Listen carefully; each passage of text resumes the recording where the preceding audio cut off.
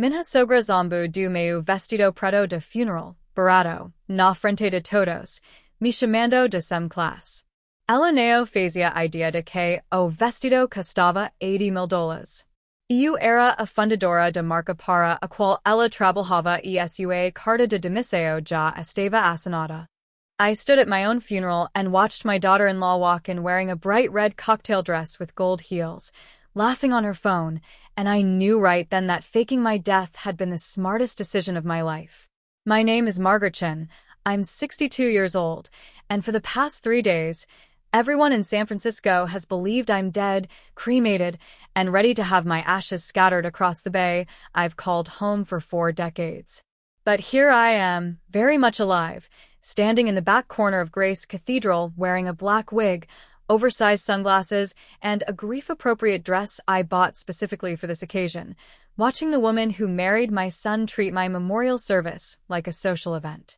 Let me back up, because this story doesn't start with my staged death. It starts 6 months ago when my son David brought Veronica home for the first time, and I knew immediately that something was wrong with her smile. Too practiced, too calculated, like she'd rehearsed it in front of a mirror until it looked spontaneous. David had always been trusting, maybe too trusting, and after his father passed away when he was only 15, I'd raised him to see the good in people, to give second chances, to believe in love at first sight. I'd raised him to be kind, and Veronica had weaponized that kindness against him. The first red flag came during that initial dinner when she casually mentioned that David had already added her to his bank accounts after only 3 months of dating, and when I raised an eyebrow, she touched his hand and said it was because they trusted each other completely, and David just smiled like a man under a spell. My son worked in tech, had done well for himself, owned a beautiful Victorian in Pacific Heights that his father and I had helped him buy before Richard died, and suddenly this woman I'd never heard of before was living there, redecorating, making decisions about his life. If you're listening to this story and recognizing the signs I'm describing, do me a favor and click that subscribe button, because we're just getting started, and you'll want to hear how this unfolds. We're working toward 1,000 subscribers, and your support means everything to this channel, so take a second right now and hit subscribe.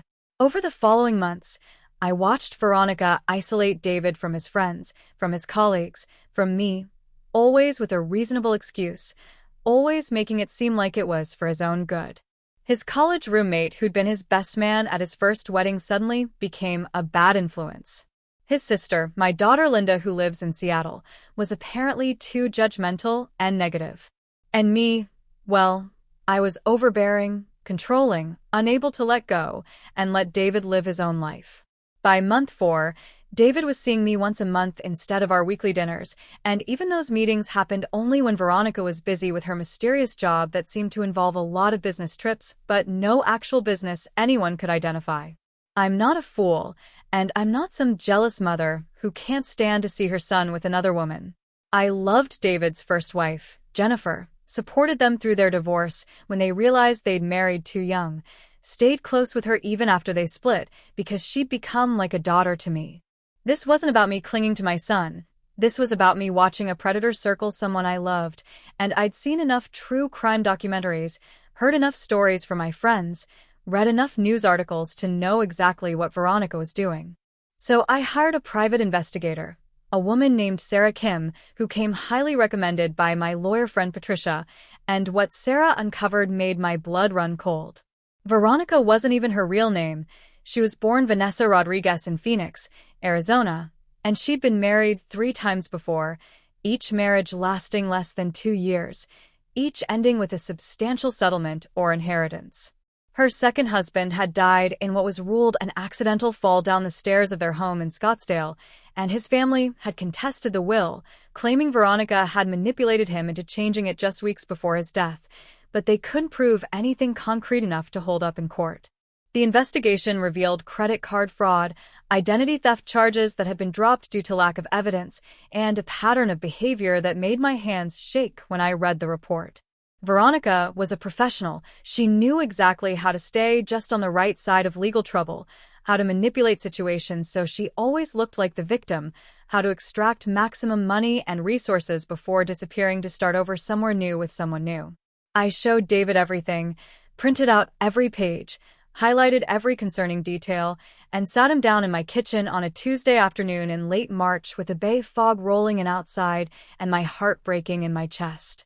He looked at the papers for maybe 5 minutes before pushing them away and telling me I'd gone too far, that I was trying to ruin his happiness because I couldn't accept that he'd found love again, that I needed to respect his choices and his relationship or I wouldn't be part of his life anymore.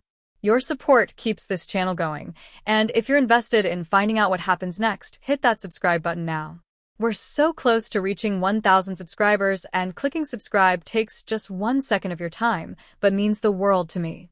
That conversation ended with David leaving my house angry, and Veronica sent me a text message later that evening that was so perfectly crafted to sound concerned and conciliatory, while actually being threatening that I knew I was dealing with someone far more dangerous than I'd even realized.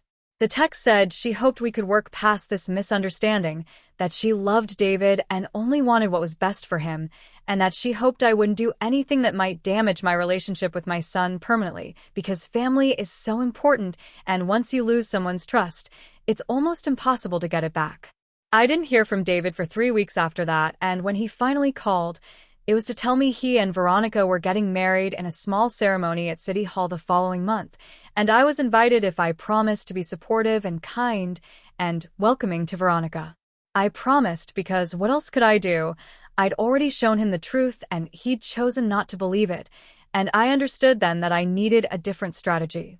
The wedding was small, just a few of Veronica's friends who I'd never met before and who seemed surprised to learn David had a mother at all, and afterward we had lunch at a restaurant in North Beach where Veronica made toasts about love and second chances and new beginnings, and every word out of her mouth felt like a nail in my son's coffin. I smiled. I hugged them both. I told David I was happy for him, and I went home and cried for 3 hours before calling Sarah Kim again. I needed to know Veronica's endgame, needed to understand her timeline, and Sarah did more digging, talking to the families of the previous husbands, piecing together patterns. What she found was that Veronica typically stayed in marriages for 18 to 24 months, long enough to establish legal claims to property and assets, short enough that she could claim irreconcilable differences before people got too suspicious. The second husband's death had been an anomaly, or maybe it had been a test run, a way to see if she could actually get away with something permanent. But there was something else Sarah discovered that made everything suddenly urgent. Veronica had been researching life insurance policies, asking questions on online forums about policy payouts, about waiting periods, about what happened to property when someone died without a will versus with one. And David, trusting, kind, naive David, had recently increased his life insurance policy to $2 million and named Veronica as the sole beneficiary. I confronted her, met her for coffee at a place in the marina under the pretense of trying to build a better relationship, and I laid out everything I knew while watching her face remain perfectly calm, perfectly pleasant, like I was discussing the weather instead of accusing her of being a con artist and possibly worse. She let me finish, took a sip of her latte, and then leaned forward with that practiced smile and told me that David would never believe me, that I'd already poisoned that well, and that if I tried to interfere again, she'd make sure I never saw my son again, and she had enough documentation of my alleged harassment and obsessive behavior to get a restraining order if necessary. The threat was delivered so sweetly, so calmly, that the couple at the next table had no idea they were sitting next to someone essentially promising to destroy my relationship with my only son, and I realized then that traditional approaches weren't going to work. Veronica was too good at this game, had played it too many times, knew all the moves and countermoves. I needed to do something she wouldn't expect, something so dramatic that it would force David to see the truth, something that would expose Veronica for exactly what she was. If this story is keeping you on the edge of your seat, make sure you're subscribed to the channel. We're building a community here, working toward that 1,000 subscriber goal, and every subscription helps us grow and bring you more content like this. That's when I came up with the plan to fake my own death, and I know how insane that sounds. Believe me, I spent 2 weeks trying to talk myself out of it before finally admitting it was the only way. I needed Veronica to think she'd won, needed her to feel safe enough to reveal her true self, needed to create a situation where her mask would slip in front of witnesses, in front of David, in front of people who could corroborate what I'd been saying all along. The logistics were complicated, but I had resources. I had money of my own from Richard's life insurance and investments. I had friends who were willing to help even though they thought I was losing my mind. And I had Patricia, my lawyer friend, who agreed to help coordinate everything while strongly advising me that this was possibly the worst idea she'd ever heard. But Patricia had also seen the investigation reports, had done some digging of her own, and she understood that sometimes you have to do something extreme to protect someone you love from their own blindness. First, I needed a death that would seem natural but sudden, something that wouldn't trigger an extensive investigation. My doctor, Thomas Wu, who'd been treating me for 20 years and who I trusted completely, agreed to help after I showed him everything about Veronica. He documented a heart condition that had been getting progressively worse, created a medical history that would make sudden cardiac arrest seem not just possible but likely, and he agreed that when the time came, he would sign the death certificate without an autopsy. Then I needed to actually disappear, which meant planning where I'd go, how I'd live, how I'd stay hidden while still being able to watch events unfold. Sarah Kim had a cousin who owned a small apartment building in Oakland, and she arranged for me to rent a unit under a false name, paying cash for 6 months up front. I set up a new bank account using my middle name and maiden name, transferred money in small amounts that wouldn't trigger alerts, and bought a used car that I registered under the same name. The hardest part was telling Linda, calling my daughter in Seattle and explaining what I was about to do and begging her to trust me, to play along, to act devastated even though she'd know I was alive. Linda thought I was having some kind of breakdown at first, but after a 3-hour conversation where I walked her through everything, every piece of evidence, every threat Veronica had made, every reason I believed David was in real danger, she finally agreed to help, though she made me promise that if this plan didn't work, I'd see a therapist because maybe I really was becoming obsessive and paranoid. I staged my death on a Wednesday morning in late September, called 911 myself from my home, told them I was having chest pains and difficulty breathing, and when the ambulance arrived, Dr. Wu was conveniently the attending physician who met them at the hospital. I was declared dead at 10:47 a.m., and by noon, Linda was calling David to tell him his mother had died suddenly of a heart attack, and the machinery of death that we usually never think about until we have to is set in motion. The death certificate was filed, the obituary was written and published in the Chronicle, and my lawyer Patricia handled all the notifications and arrangements, while I sat in that apartment in Oakland watching the news reports about prominent San Francisco philanthropist Margaret Chen's sudden passing, and feeling like I was watching my own life from outside my body. It was surreal, terrifying, and absolutely necessary. Make sure you're subscribed because the next part of the story is where everything I'd planned starts to either work or fall completely apart, and you won't want to miss how Veronica reacts when she thinks I'm out of the picture permanently. Hit that subscribe button and help us reach 1,000 subscribers. I'd arranged for my funeral to be held 5 days after my death, giving Linda time to fly in, giving people time to make arrangements, and giving Veronica time to show her true colors. Patricia had been instructed to read my will immediately after the service, and I'd made some very specific arrangements that I knew would trigger a reaction from Veronica, provisions that would only make sense once I revealed myself, but that would seem strange and potentially suspicious to anyone paying attention. The days between my staged death and the funeral were the longest of my life, sitting alone in that apartment, unable to contact anyone except Patricia and Linda through burner phones, watching social media posts about my death, reading comments from people I'd known for years expressing shock and sadness.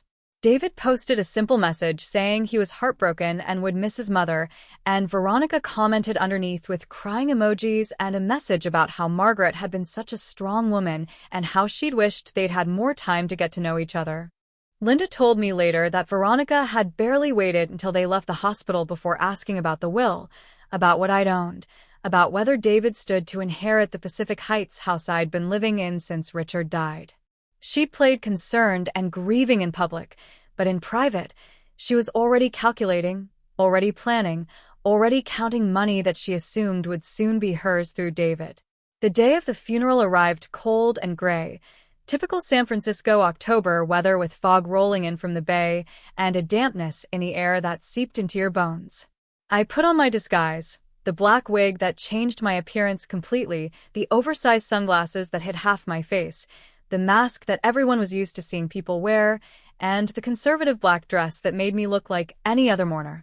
I arrived early, positioned myself in the back corner of Grace Cathedral where I could see everything but where no one would pay attention to me, just another distant friend or acquaintance paying respects. People started arriving, friends I'd known for decades, members of the historical society I'd volunteered with, women from my book club, and they all looked genuinely devastated, and I felt terrible for putting them through this. But I kept reminding myself that it was temporary, that I'd explain everything soon, that this was the only way to protect David. Linda arrived looking appropriately grief-stricken, though I could see her scanning the crowd, and her eyes passed over me twice before she recognized me and gave the tiniest nod. Then David arrived, and my heart broke all over again because he looked destroyed, his eyes red from crying, his suit slightly wrinkled like he'd slept in it, and he was leaning on Veronica, like she was the only thing keeping him upright. And Veronica, my God. Veronica was wearing a bright red cocktail dress, the kind you'd wear to a nightclub, not a funeral, with gold heels that clicked on the cathedral floor, and she was on her phone, laughing at something, completely unbothered by the fact that she was at a memorial service for her husband's mother. Several people noticed. I could see them doing double takes, could see the whispers starting, could see the confusion and disapproval on their faces, but Veronica either didn't notice or didn't care. She guided David to the front row, sat down, crossed her legs, and continued scrolling through her phone while the service began. This is exactly the kind of moment that makes this channel worth subscribing to. Real stories about real people and the drama that unfolds in ways you can't predict. Click subscribe right now and be part of our journey to 1,000 subscribers. Patricia gave the eulogy, talking about my years of community service, my dedication to preserving San Francisco's history, my love for my children and my late husband, and she managed to make it through without her voice breaking, though I could see her hands shaking as she held her notes. Linda spoke next, and she was incredible, crying real tears while talking about growing up with me as a mother, about the sacrifices I'd made, about how she wished she'd had more time, and I was crying too, standing in the back corner, mourning my own life and feeling the weight of what I'd done. David couldn't speak. He was too overcome with emotion, and Veronica rubbed his back in what was supposed to look like a comforting gesture, but that seemed more impatient than anything else. When the pastor invited people to come forward and share memories, several of my friends did, telling stories that made people laugh and cry, and through it all, Veronica sat there checking her phone, at one point actually taking a call, and stepping outside for 5 minutes before returning. But the moment I'd been waiting for came during the reception afterward, held in the cathedral's parish hall, where people were sharing food and memories and supporting David through his grief. I stayed back, watching from behind a column, and I saw Veronica corner Linda near the refreshment table, and even from a distance, I could read the body language, the aggressive stance, the pointed finger, the way Linda stepped back defensively. Sarah Kim, who was also at the funeral and who knew the plan, had positioned herself close enough to record the conversation on her phone, and later she sent me the audio, and it was exactly what I needed. Veronica was demanding to know about the will, about why Patricia hadn't read it yet, about what Linda knew about my assets, and when Linda said she didn't know the details, Veronica's voice went cold, and she said that she had a right to know since she was David's wife, and they needed to understand their financial situation, especially now that they'd be inheriting property and investments. Linda, bless her, played it perfectly, saying that Patricia would handle everything according to my wishes, and that maybe Veronica should be more concerned with supporting David through his grief than worrying about money at his mother's funeral. Veronica's response was chilling. She laughed, actually laughed, and said that David would get over it, that people died and life moved on, and that she was being practical, because someone had to be. Other people were starting to notice the conversation, starting to watch, and Veronica seemed to realize she was being observed because her demeanor changed instantly, tears suddenly appearing, her voice going soft and wounded, telling Linda that she was just trying to help, that she was worried about David's emotional state, that she was sorry if she'd seemed insensitive, but she was grieving too. But the damage was done. The mask had slipped in front of witnesses, and I could see people exchanging glances, could see the doubt forming, could see that the seed I'd planted months ago with my warnings and concerns was starting to germinate in their minds. Veronica's behavior at my funeral was so inappropriate, so blatantly wrong that even people who dismissed my concerns before were starting to wonder if maybe I'd been right about her all along. If you're wondering how this all comes together, you need to stay subscribed because the reveal is coming and it's going to be spectacular. Help us reach 1,000 subscribers by clicking that button right now. The will reading was scheduled for the next day, Friday afternoon, in Patricia's law office downtown, and I'd arranged for Linda, David, Veronica, and a few others to be present. The terms of my will were deliberately designed to create maximum chaos, to force Veronica's hand, to make her reveal herself completely. I'd left the Pacific Heights house to Linda, not David, with a provision that David could live there if he needed to, but that the title would remain in Linda's name. I'd left my investment portfolio to a charitable trust with David as the administrator, but not the beneficiary. And I'd left David a sealed letter that could only be opened and read aloud in front of all parties present. Patricia told me later that when she read these terms, Veronica's face went through a transformation, from confident to confused to angry, all in the space of about 30 seconds. She'd been expecting David to inherit everything, had been counting on it, had probably already spent the money in her mind, and suddenly she was realizing that I'd somehow outmaneuvered her from beyond the grave. She started arguing, questioning the validity of the will, suggesting that I'd been mentally incompetent when I'd written it, that someone had unduly influenced me, that it didn't make sense for a mother to disinherit her son like this. David was confused, hurt, looking at Linda like she'd somehow betrayed him, and Linda was playing her part perfectly, looking just as shocked and confused as he was. Then Patricia handed David the sealed envelope, and he opened it with shaking hands, and he started reading aloud. And this was the moment. This was what I'd been working toward, because the letter explained everything. It detailed Veronica's real name, her history, her previous marriages, the suspicious death, the pattern of behavior. It explained that I'd hired a private investigator, that I'd tried to warn him, that I'd been threatened into silence. And then came the part that I'd agonized over writing, the part where I explained that I loved him too much to watch him be destroyed by someone who didn't care about him at all, and that I was sorry for what I was about to do, but that I hoped he'd someday understand. The letter ended by saying that if Veronica was still in his life when this was read, if she hadn't already left once she realized the money wasn't going to be easily accessible, then that alone should tell him everything he needed to know about her motives. David stopped reading, looked up at Veronica, and Patricia said the expression on his face was heartbreaking, that you could see the exact moment when everything I'd tried to tell him clicked into place, when he saw his wife clearly for the first time.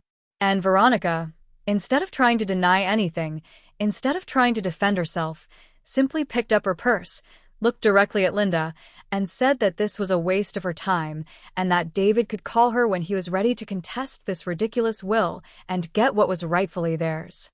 She walked out, and David sat there in shock, and Patricia gave him the full investigation report, every page I'd shown him months ago, plus everything new that Sarah had uncovered since then, and she told him to read it carefully, to really look at what was in front of him, and to think about his mother's last words to him in that letter. Are you still with me? Because this is where the story takes a turn that nobody saw coming, not even Veronica. Subscribe now so you don't miss the conclusion, and help us hit that 1,000 subscriber milestone. I gave David 3 days to process everything, 3 days to read the reports, to think about Veronica's behavior at the funeral, to remember all the small warning signs he'd ignored, and then on Monday morning, I had Patricia call him and tell him to come to my Pacific Heights house, that there was something else he needed to know, something that couldn't be explained over the phone. Linda was there too, and Sarah Kim, and Dr. Wu. And when David arrived, he looked like he'd aged 10 years in the past week, hollow-eyed and broken, and when he walked into the living room and saw me sitting there, very much alive, wearing my regular clothes and my real hair, he literally stumbled backward like he'd seen an actual ghost.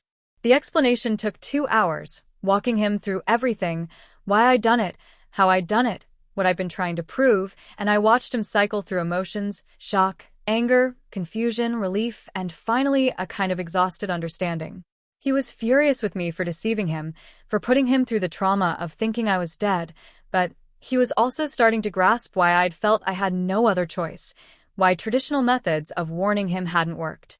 The hardest moment was when he asked me if I really thought Veronica would have killed him for the insurance money, and I had to look my son in the eyes and tell him that I honestly didn't know, that maybe she would have just divorced him and taken half of everything in the settlement, but that I wasn't willing to gamble his life on maybe, not when every pattern in her history suggested she was capable of violence, when the payoff was big enough.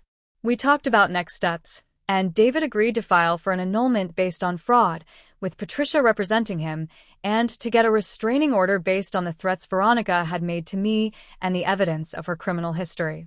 Sarah Kim had been gathering more evidence, talking to the police departments in the cities where Veronica's previous husbands had lived, and there was enough there to open investigations, enough to make sure that even if she tried to move on to another victim, there would be a paper trail following her. Veronica tried to fight the annulment, showed up at the hearing with her own lawyer, and David said it was surreal watching her perform innocence and victimhood for the judge, claiming she'd done nothing wrong, that David's family had never accepted her, that his mother had poisoned him against her. But Patricia had prepared well, had witnesses from the funeral, had the recording of Veronica's conversation with Linda, had the financial records showing how she'd been systematically moving money from David's accounts into her own, and had the investigators' report showing her history. The judge wasn't sympathetic, especially after hearing about the life insurance policy changes and the online searches about inheritance law, and he granted the annulment, issued the restraining order, and suggested that the district attorney might want to look into whether any fraud charges were appropriate. Veronica left the courthouse and disappeared, and the last Sarah heard, she'd moved to Miami and was already using a new variation of her name, already setting up profiles on dating sites, already looking for the next target. Sarah sent all the information to law enforcement in Florida, but these things take time, and women like Veronica are good at staying just ahead of consequences. The aftermath was complicated. I had to legally come back from the dead, which was more paperwork and explanation than you'd think, and I had to apologize to a lot of people I'd traumatized with my fake death. Some of my friends understood. Some thought I'd lost my mind. Some stopped speaking to me entirely because they couldn't forgive the manipulation and deception. The obituary had to be retracted, which was embarrassing, and there were questions from the authorities about whether I'd broken any laws, but Patricia navigated all of that, and eventually everything was sorted out. David and I rebuilt our relationship slowly. He needed time to forgive me, time to process both what Veronica had done and what I'd done, and I understood that. Linda was just relieved it was over, though she made me promise never to fake my own death again, which seemed like a reasonable request. Dr. Wu retired 6 months later, partly because he was ready and partly because he didn't want to deal with the ethical questions my case had raised in the medical community. And me, I'm living back in my house, volunteering again with the Historical Society, having weekly dinners with David again, and trying to rebuild the normal life I'd sacrificed to save my son from someone who would have destroyed him. Was it worth it? I think so. David is safe. He's healing. He's learning to trust again, but more carefully this time, and Veronica didn't get away with whatever she'd been planning. Would I recommend faking your own death as a strategy for dealing with difficult family situations? Absolutely not. It's extreme, it's traumatic, it's legally questionable, and there were probably better ways I could have handled it if I'd been thinking more clearly. But when you're a mother watching your child walk toward danger, when you've exhausted every rational approach, when you're desperate and afraid and running out of time, you do things you never thought you'd be capable of doing. Before we end, I want to thank you for sticking with this story all the way through. If you found it compelling, if it made you think, if it kept you engaged, please subscribe to the channel. We're so close to 1,000 subscribers, and your support means we can keep sharing stories like this one. Click that subscribe button right now. The weird thing is, I think Veronica actually did me a favor by wearing that red dress to my funeral because it was so blatantly disrespectful, so obviously wrong, that it made people question her in ways they hadn't before. It validated everything I'd been saying, and it started the crack in David's perception of her that eventually let the truth in. If she'd played the grieving daughter-in-law perfectly, if she'd worn black and cried convincingly and been appropriately solemn, David might have held on to his belief in her longer, might have dismissed the will and the letter as my final act of manipulation from beyond the grave. But she couldn't help herself. She thought she'd won, thought I was out of the way, thought the money was coming, and she let her mask slip just enough that everyone could see what was underneath. Pride comes before a fall, and Veronica's pride, her certainty that she was smarter than everyone else, that she could do whatever she wanted because she'd gotten away with it before, that was ultimately what brought her down. I see David now, 3 times a week usually, sometimes more, and we're closer than we've been in years because we went through this together, because he knows I love him enough to do something absolutely insane to protect him, and because he's learning to trust his instincts again, to recognize red flags, to understand that love shouldn't require you to ignore warning signs or distance yourself from people who care about you. He's dating again, taking it slow, and he actually asked me to meet his new girlfriend last month, which was both sweet and slightly terrifying given our history, but she seems lovely, normal, employed at a real job with verifiable history, and she wore an appropriate navy blue suit to meet me and asked thoughtful questions, and didn't once mention money or inheritance or how much David's house is worth. Linda visits more often now, brings her kids to stay with me during school breaks, and she's forgiven me for the heart attack I gave her when I first explained my plan, mostly forgiven me anyway. She still brings it up sometimes when she wants to win an argument. Patricia is still my lawyer and still my friend, though she's made it clear she's retired from helping with any more elaborate schemes to fake my death, or anyone else's. Dr. Wu sends me a Christmas card every year with a note that says he's glad I'm still alive and please don't make him sign any more fake death certificates. Sarah Kim occasionally updates me on Veronica's movements, and apparently she's engaged again, to a wealthy widower in Coral Gables, and Sarah has already contacted his adult children to warn them, to share the information, to give them the chance to protect their father the way I protected David. I don't know if they'll listen. People often don't until it's too late, until they've learned the hard way that sometimes the warning signs are there for a reason, and ignoring them has consequences. But at least they've been warned, at least they have the information, at least if something happens, they can't say nobody tried to tell them. Looking back now, the whole experience feels surreal, like something that happened to someone else, like a story I read in a book rather than something I actually lived through.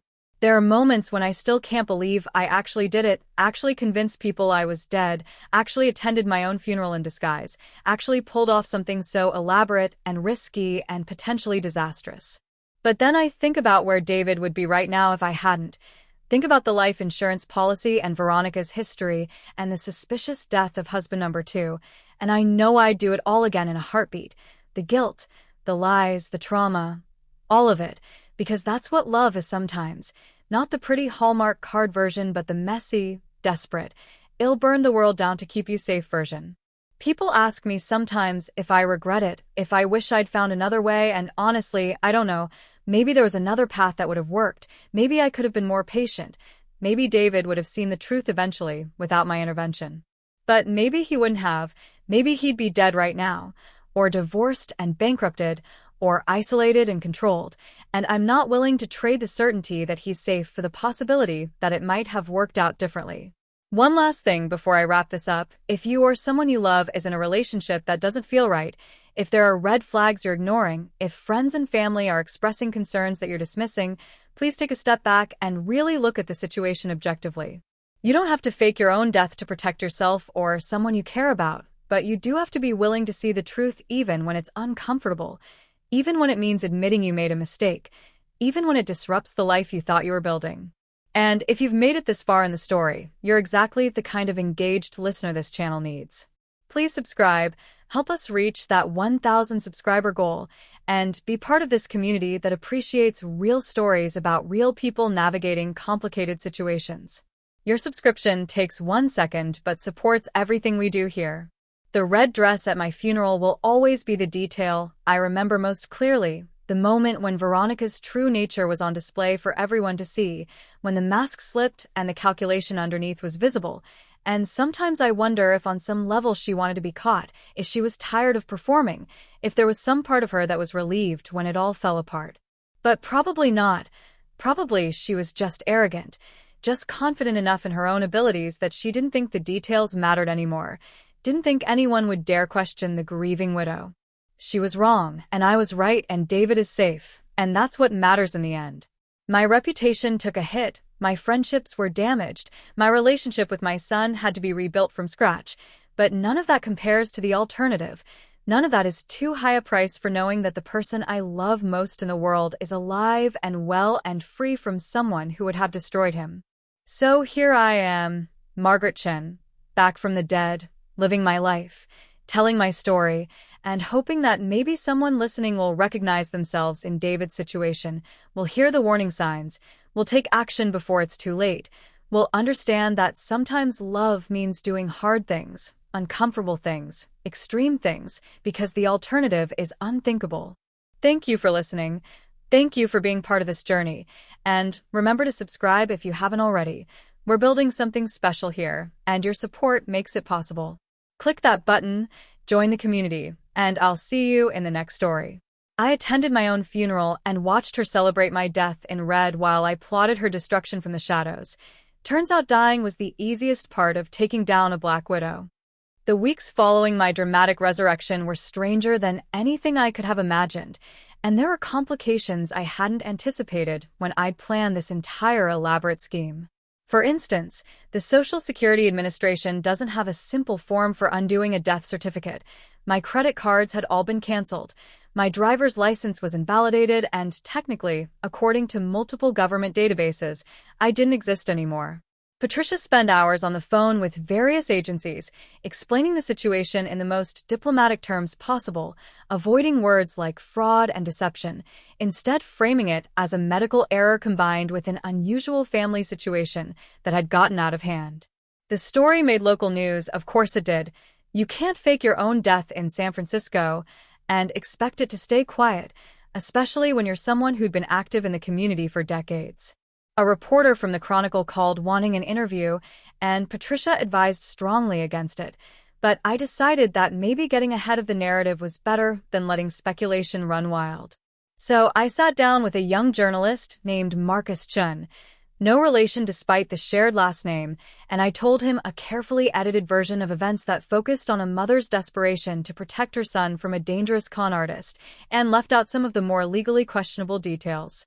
The article ran on a Sunday front page of the local section, with the headline "Woman Fakes Death to Expose Son's Predatory Wife," and the response was mixed. Some people thought I was a hero, a devoted mother who'd done whatever it took to save her child. Others thought I was unhinged, that I'd crossed ethical lines that shouldn't be crossed regardless of the circumstances, that I'd traumatized people unnecessarily and abused the trust of my doctor and lawyer and everyone who'd believed I was dead. If you're still following this journey with me, now would be a great time to hit that subscribe button. We're building toward 1,000 subscribers, and stories like this one need an audience that appreciates the complexity of real human drama. Take a second and click subscribe. The Historical Society, where I'd volunteered for 15 years, asked me to step down from the board, not because they thought I was wrong to protect David, but because the publicity was unwanted attention and my presence had become a distraction. That hurt more than I expected. I'd put years of work into preserving Victorian architecture in the city, into organizing fundraisers and educational programs, and suddenly I was persona non grata because I'd done something unconventional to save my son's life. My book club had a meeting without me and voted on whether I should be allowed to remain a member, which felt both ridiculous and deeply painful. The vote was 7-5 in my favor, but knowing that 5 women I'd considered friends thought I should be expelled from a casual book club because of my actions was a betrayal I hadn't anticipated. I stayed in the club, but the dynamics were never quite the same. There was always an undercurrent of judgment, of people watching me like I might do something unpredictable at any moment. David struggled with the aftermath in ways I hadn't fully considered either.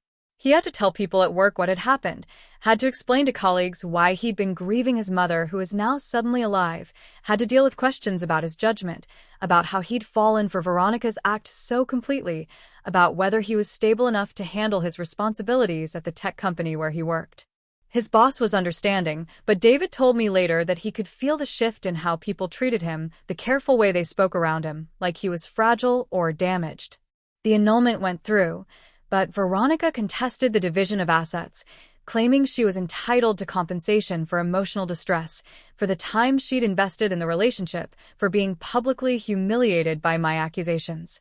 Patricia fought every claim, and eventually Veronica's lawyer advised her to drop it because the evidence against her was overwhelming and pushing the case would only result in criminal charges being filed.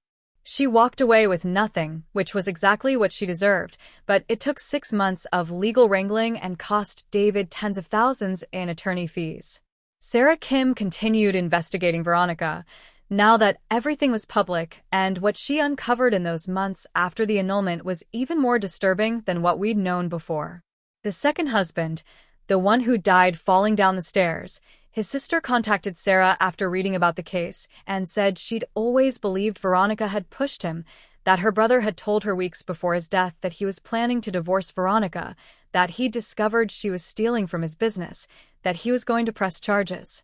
The sister, whose name was Margaret coincidentally, had tried to get the police to investigate more thoroughly at the time, but without evidence, without witnesses, with a medical examiner who ruled it an accidental fall, there was nothing to pursue.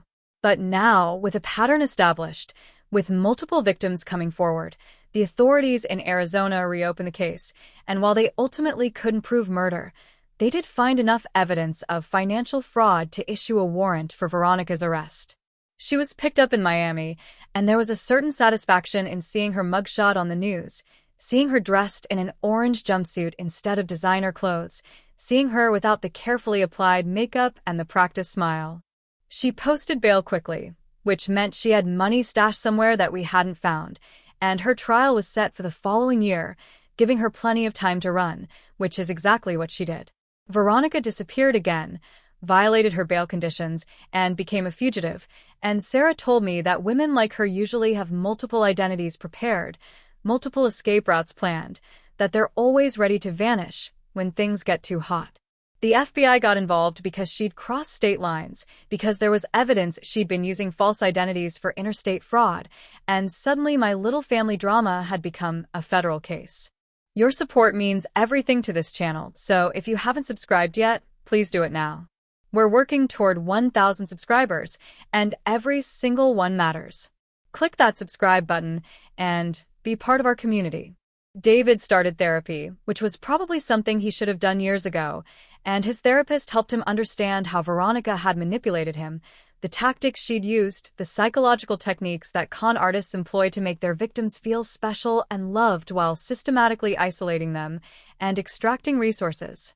He learned about love bombing, about gaslighting, about the cycle of idealization and devaluation that characterizes abusive relationships, and he started to see that what he'd interpreted as intense love had actually been calculated predation. One evening about 8 months after everything had happened, David came to my house for dinner, just the two of us, and we sat in the kitchen where I'd first shown him the investigation report that he'd rejected, and he apologized. He said he was sorry for not believing me, for choosing Veronica over his own mother, for putting me in a position where I felt I had no choice but to fake my own death to get through to him. He cried, my grown son sitting at my kitchen table crying like a child, and I held his hand and told him that I forgave him, that I'd always forgiven him, that being manipulated by an expert manipulator wasn't his fault. But I also told him, gently, that he needed to work on his boundaries, on trusting his instincts, on not being so eager to see the best in people that he ignored obvious warning signs. I told him that kindness is a virtue but naivety is a liability, and that he could be both compassionate and cautious, that those things weren't mutually exclusive. He listened, really listened in a way he hadn't before, and I could see that he was finally ready to hear what I'd been trying to tell him all along. Linda came to visit that Christmas, brought her husband and 3 kids, and it was the first time in years that our family felt whole, felt safe, felt like we could relax and enjoy each other without the shadow of Veronica hanging over everything.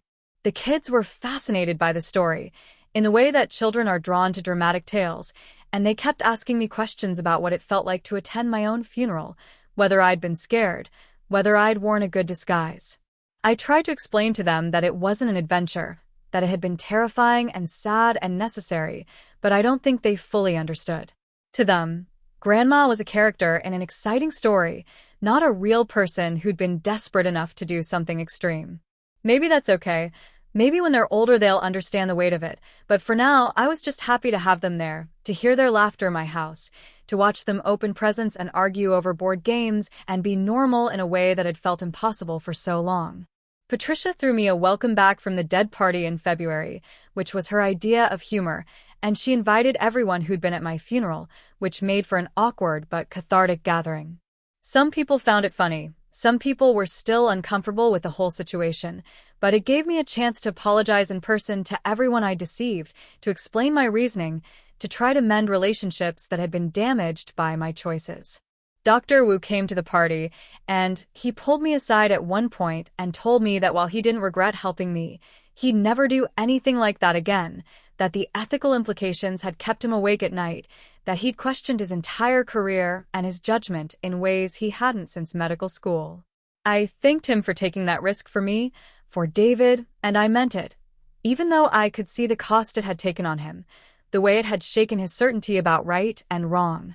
The months turned into a year, and slowly, gradually, life returned to something resembling normal. I found new volunteer opportunities with organizations that were willing to overlook my unconventional past. I made new friends who knew the whole story from the beginning and accepted it. I rebuilt my routine and my identity as someone who is alive instead of dead. David introduced me to his new girlfriend officially, a woman named Rachel who worked as a teacher and who had the most refreshingly normal background I'd ever encountered. Divorced once, amicably, no secret criminal history, no suspicious deaths in her past. Make sure you're subscribed because we're getting into the part where Veronica's story intersects with mine again in a way I never expected. Hit that subscribe button now and help us reach our goal of 1,000 subscribers. Rachel and I had coffee together one afternoon without David, and she asked me directly if I thought she was like Veronica, if I was going to investigate her, if I was going to approve of her relationship with my son. I appreciated the directness, and I told her honestly that I'd already done a background check, that Sarah Kim had vetted her thoroughly, and that I'd found nothing concerning whatsoever, and rather than being offended, Rachel laughed and said that was exactly what she'd expected, and that she'd have done the same thing in my position. We bonded over that coffee, over our mutual understanding that protecting the people you love sometimes requires being suspicious and careful, and willing to ask hard questions. Rachel told me about her ex-husband, about the relationship that hadn't worked out but that had ended without drama or deception, and I told her about Richard, about the life we'd built together before his death, about how much I missed having a partner who understood me completely. David and Rachel got engaged after dating for a year and a half, which felt like a reasonable timeline, not the rushed 3-month whirlwind that had characterized his relationship with Veronica, and he asked for my blessing in a formal way that made me cry. The wedding was small, held in a garden in Sonoma, and it was beautiful and genuine and filled with people who actually cared about both of them, and I gave a toast that made everyone laugh and cry because I told the story of David as a child, stubborn and sweet, and how proud I was of the man he'd become, the man who'd survived being targeted by a predator and come out stronger. But in the middle of all this healing, all this rebuilding, Veronica reappeared in the most unexpected way possible. I got a phone call from Sarah Kim on a Tuesday afternoon in late spring, nearly 2 years after I'd faked my death, and Sarah's voice was tight with tension when she told me that Veronica had been arrested again, this time in Toronto, and that she'd been using a new identity, and that she'd been engaged to another wealthy man, a retired businessman who'd lost his wife to cancer 2 years earlier and who'd been lonely and vulnerable. The Canadian authorities had been tipped off by the FBI, had been watching her, and they'd arrested her before she could do whatever she'd been planning. But here's where it gets strange. When the police searched her apartment, they found a wall covered in photos and newspaper clippings, and half of them were about me, about my fake death, about the case against her, about David's new marriage. She'd been obsessed with me, with the fact that I'd beaten her at her own game, with the public humiliation of being exposed. Sarah sent me photos of the wall, and it was disturbing in a way that made my skin crawl, seeing my face staring back from dozens of printed images, seeing notes in Veronica's handwriting about my schedule, about where I lived, about places I frequented. She'd been planning something, though what exactly remained unclear, maybe revenge, maybe just surveillance, maybe she'd wanted to understand how I'd outsmarted her so she could avoid making the same mistakes with future victims. The Toronto police wanted to know if I felt threatened, if I wanted to file for a restraining order, if I had any information that might be relevant to their case. I flew to Canada with Patricia, gave a deposition, looked at evidence that made it clear Veronica had been following my movements for months through social media and public records, and I realized that my ordeal with her hadn't ended when she'd left San Francisco. It had just entered a new phase. If this story is keeping you engaged, make sure you're subscribed so you don't miss any updates. We're almost at 1,000 subscribers, and your support makes content like this possible. Click subscribe right now. The prosecution in Toronto wanted me to testify at Veronica's trial to provide context about her pattern of behavior, to help establish that she was a serial predator rather than just someone who'd made mistakes. I agreed, though the thought of seeing her again, of being in the same room with her, made me anxious in a way I hadn't felt in months. David offered to come with me, but I told him no, that he'd moved on with his life and didn't need to be dragged back into Veronica's orbit, that this was something I needed to do alone. The trial was scheduled for early fall, and in the months leading up to it, I prepared with the prosecutors, reviewed evidence, practiced my testimony, and tried to steel myself for the reality of confronting Veronica face to face. Patricia came with me, and so did Sarah Kim, and we flew to Toronto on a Sunday, spent the night in a hotel near the courthouse, and on Monday morning I walked into that courtroom feeling like I was walking into battle. Veronica looked different. Her hair was shorter and darker, she'd lost weight, and there was a hardness to her face that hadn't been there before, or maybe it had always been there, and I just hadn't seen it beneath the mask. She stared at me when I walked in, and her expression was pure hatred.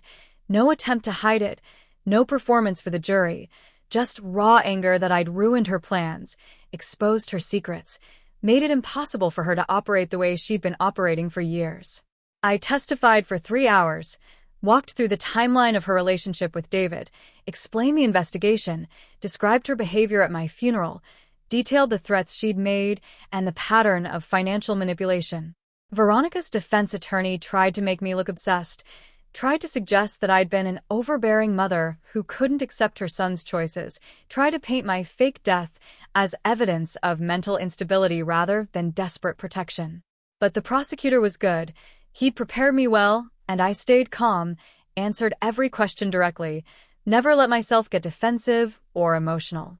I explained that I'd exhausted every normal avenue before resorting to extreme measures, that I'd shown David evidence that he'd refused to believe, that I'd been threatened into silence, that faking my death had been a last resort, not a first impulse. The jury listened carefully, and I could see some of them nodding, some of them taking notes, and when I stepped down from the witness stand, I felt like I'd done what I needed to do, like I'd given them enough information to understand who Veronica really was beneath the charming facade. Other witnesses testified too. The sister of the dead husband from Arizona, an ex-boyfriend who'd lost his life savings to Veronica's schemes, a former friend who described how Veronica had practiced lying, had rehearsed stories until they sounded natural, had studied psychology and manipulation techniques like someone preparing for a performance. The picture that emerged was of someone who was fundamentally broken, someone who saw other people as resources to be exploited, someone who was incapable of genuine connection or empathy. Veronica didn't testify in her own defense. Her lawyers advised against it, probably because they knew she'd either slip up and reveal herself or be too good at lying and make the jury suspicious. Instead, they called character witnesses who'd known her briefly, who'd seen only the mask, who testified that she seemed kind and normal and that surely there must be some misunderstanding. But the evidence was overwhelming. The financial records alone showed a clear pattern of theft and manipulation, and when you added in the testimony from multiple victims, from investigators, from people like me who'd seen through her act, there was no reasonable doubt about what she was. Subscribe to this channel if you want to hear how this all ends, if you want to know what happened to Veronica, and how this story finally reaches its conclusion. We're so close to 1,000 subscribers, and clicking that button helps us continue bringing you real stories about real people. Do it now. The jury deliberated for 2 days, which felt like an eternity, and when they came back with a verdict, I was sitting in the gallery with Patricia and Sarah, holding my breath, praying that justice would finally be served. Guilty on all counts: fraud, identity theft, theft over $5,000, and the judge sentenced her to 6 years in prison, which wasn't as much as I'd hoped but was at least something, at least a recognition that what she'd done was wrong and harmful and couldn't be allowed to continue. Veronica showed no emotion when the verdict was read, just sat there with that same hard expression, and when the bailiffs led her away in handcuffs, she turned and looked directly at me one last time, and I looked back and didn't flinch, didn't look away, because I'd won, because David was safe, because she was finally being held accountable. Flying back to San Francisco, I felt lighter than I had in years, like a weight I'd been carrying had finally been lifted. Patricia ordered champagne on the plane, which seemed inappropriate but also exactly right, and we toasted to justice, to persistence, to mothers who do whatever it takes to protect their children. Sarah raised her glass and said that in her 20 years as a private investigator, she'd never seen anyone go to the lengths I'd gone to, and that while she couldn't officially condone faking your own death, she respected the hell out of my commitment. David picked me up from the airport, and I told him about the trial, about Veronica's conviction, about the fact that she'd be in prison for years and wouldn't be able to hurt anyone else during that time. He was quiet for a long moment, and then he said that part of him had always wondered if I'd overreacted, if Veronica had really been as dangerous as I'd believed, but hearing that a Canadian jury had convicted her based on evidence of her predatory behavior toward multiple victims had finally put those doubts to rest. He apologized again, which he didn't need to do, but I let him because I understood that he needed to say it, needed to acknowledge that he'd been wrong and I'd been right, that trusting his mother's instincts would have saved him a lot of pain and legal fees and emotional trauma.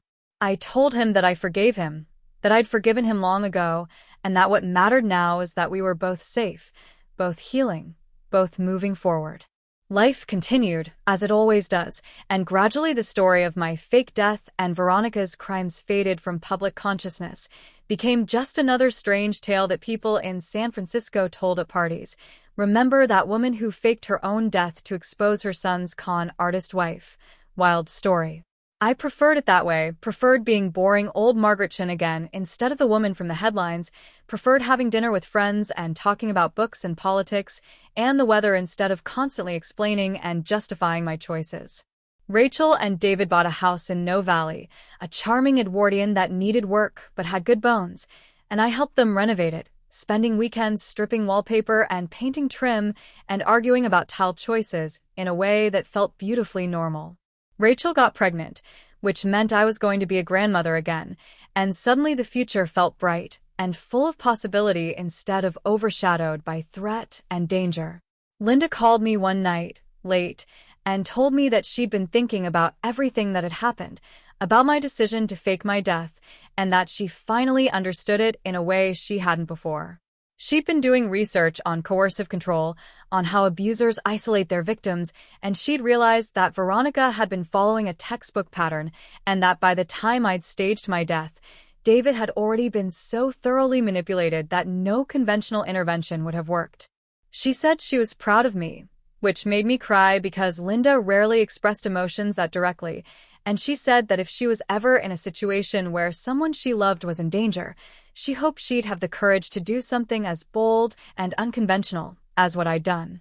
We talked for 2 hours that night, really talked in a way we hadn't since she was a teenager, and it felt like another piece of healing, another relationship being restored. Make sure you're still with us by subscribing to this channel. We're building something special here, a community that appreciates complex, real stories about real people making difficult choices. Click that subscribe button and help us hit 1,000 subscribers. The baby was born in early summer, a girl they named Margaret after me, which was both an honor and a terror because I kept thinking about the responsibility of having a child carry your name, carry your legacy. She was perfect, tiny and loud and demanding, and holding her in the hospital, looking at her scrunched-up face and her impossibly small fingers, I felt like everything I'd been through had been worth it, because without my intervention, David might not have survived to have this family, this life, this future. Veronica served 4 years of her 6-year sentence before being released on parole, and Sarah Kim kept tabs on her movements, told me when she was released, when she moved to a halfway house in Calgary, when she started working at a retail store under strict parole conditions. Part of me wanted to relax, to believe that she'd learned her lesson, that she'd serve her time and would move on with her life and never bother us again. But Sarah warned me that people like Veronica don't change, that the fundamental pathology that drives them to manipulate and exploit others doesn't go away just because they've been punished, that I should stay vigilant. So I did. I kept my social media private. I was careful about sharing information about my schedule or my family. I made sure David and Rachel understood the importance of maintaining boundaries and being aware of their surroundings. Years passed. Little Margaret grew from a baby into a toddler into a preschooler, and David and Rachel had another child, a boy they named Richard after my late husband, and our family expanded and grew and thrived. I retired fully, stopped volunteering, started traveling more, visited Linda in Seattle, and took trips with Patricia to places we'd always wanted to see, lived the life of a normal woman in her late 60s who'd had an unconventional adventure, but who was now settled and content.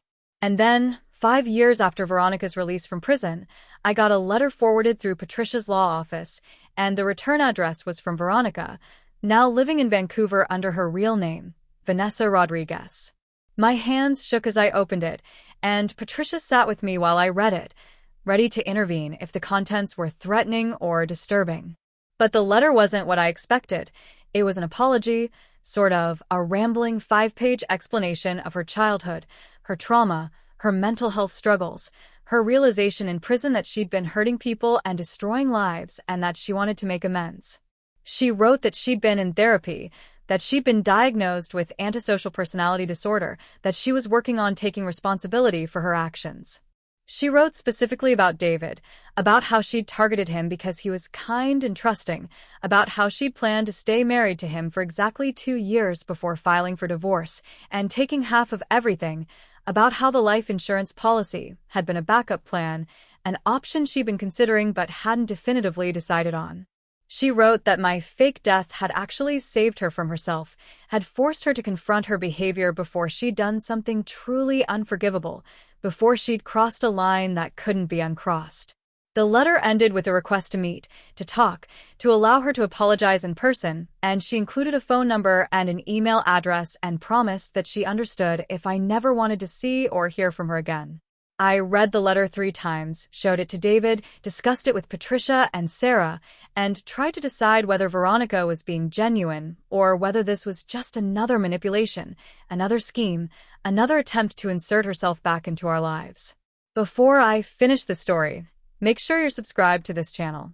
We're past 1,000 subscribers now, thanks to amazing listeners like you, but we're always growing, always building this community. Click subscribe and be part of our continued journey. David's response was immediate and angry. He thought the letter was bullshit, another performance, another attempt by Veronica to worm her way back into our consciousness, and he told me absolutely not. Do not meet with her, do not engage, block her, and move on. Rachel agreed, worried that Veronica was dangerous, that meeting with her would be risky, that some people can't be redeemed no matter how much therapy they receive. But Linda had a different perspective. She thought that maybe Veronica was genuine, that 5 years in prison plus 5 years of parole might actually have changed her, that people are capable of growth and transformation, and that refusing to even consider the possibility of redemption was its own kind of rigidity. Patricia was characteristically pragmatic, saying that I should do whatever felt right to me, but that if I did meet with Veronica, it should be in a public place with security nearby and with someone who knew where I was. I thought about it for 2 weeks, went back and forth a dozen times, and finally decided that I needed to meet with her. Not because I believed she'd changed necessarily, but because I needed to look her in the eye one more time, needed to see for myself whether there was genuine remorse or just more skilled manipulation.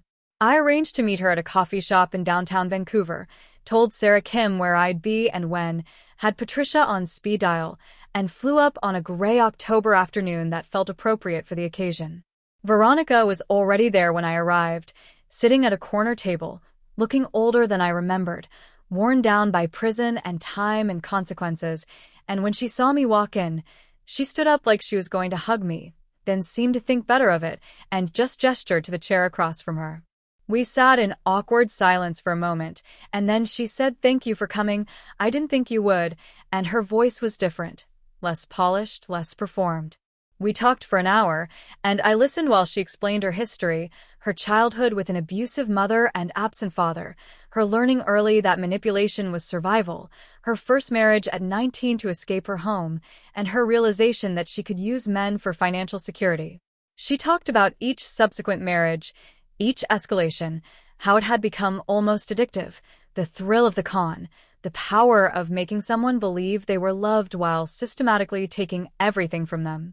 She talked about the moment she'd realized I'd faked my death, how she'd felt simultaneously impressed and enraged, how it had broken something in her carefully constructed worldview because she'd never been outsmarted before, never been beaten at her own game. She said that sitting in that Toronto jail cell, realizing that her entire life had been a series of destroyed relationships and burned bridges and people who hated her, she'd finally understood that she was the problem, that her behavior was a choice, that she could either continue down this path until she ended up dead or in prison permanently, or she could try to change. I asked her directly about the second husband, about whether she'd pushed him down those stairs, and she was quiet for a long time before saying that she didn't know, that they'd been arguing, that he'd been threatening to expose her, that she'd pushed him but she didn't know if she'd meant for him to fall, or if it had been an accident born of rage and panic.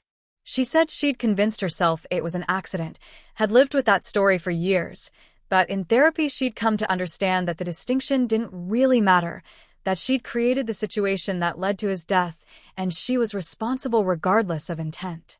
I asked about David, about what she'd been planning, and she said honestly that she didn't know that either, that she'd taken out the life insurance policy as an option, had researched how to make deaths look accidental, but that she'd never definitively decided to kill him, had been going back and forth, weighing the risk versus the reward.